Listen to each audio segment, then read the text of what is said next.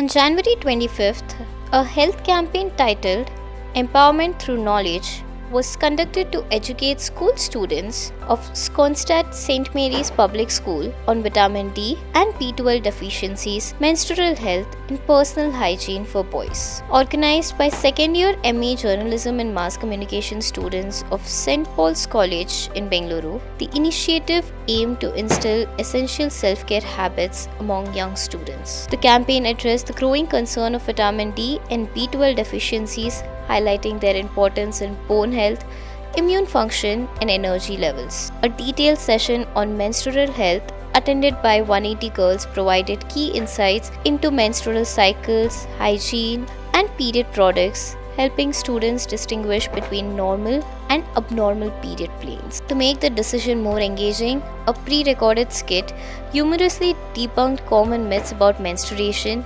encouraging an open conversation on the subject. Additionally, separate personal grooming and hygiene sessions were conducted for 80 boys, emphasizing cleanliness, confidence, and overall well-being. The discussions covered essential hygiene topics such as oral care and skin care, while also addressing misconceptions about male grooming. Through engaging activities, the campaign encouraged students to adopt good hygiene practices in their daily lives. Today's youth involvement is crucial in breaking taboos, promoting health awareness, and fostering open discussions.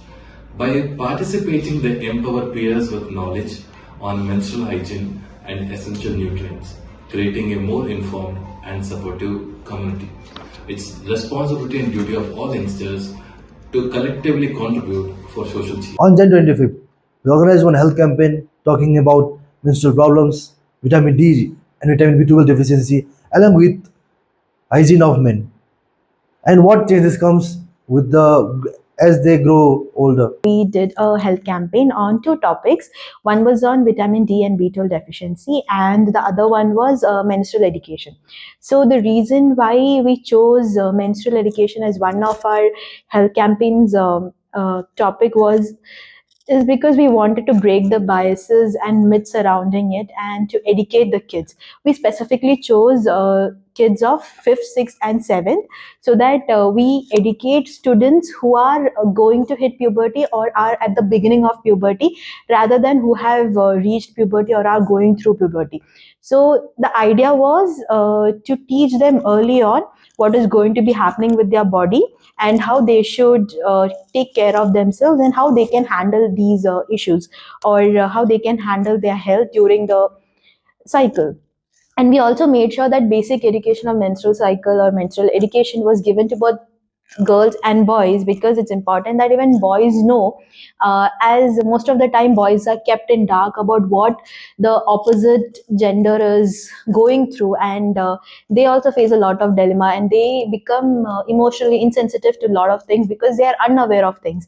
And for girls, it's important to know that even boys know about this topic, is to break the stigma that this is something to be hidden or this is something to be ashamed of, and to make everyone understand that periods is a natural process.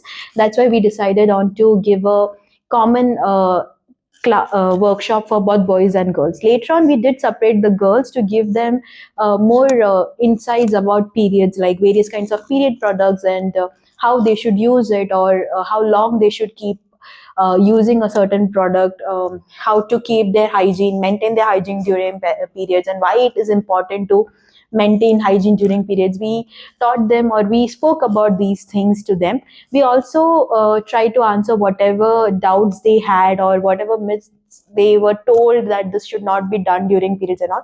We tried to do that. So we wanted to break the bias and the idea of periods being a taboo in our society. That is why we chose this as our campaign topic. We conducted a workshop for students pursuing 4th, 5th, and 6th standard in nearby schools, and we taught them the importance of menstrual hygiene, as well as we also spoke about vitamin B12 deficiency and vitamin D deficiency, and also highlighted the importance of these two, and also promoted various other menstrual hygiene and products among the children.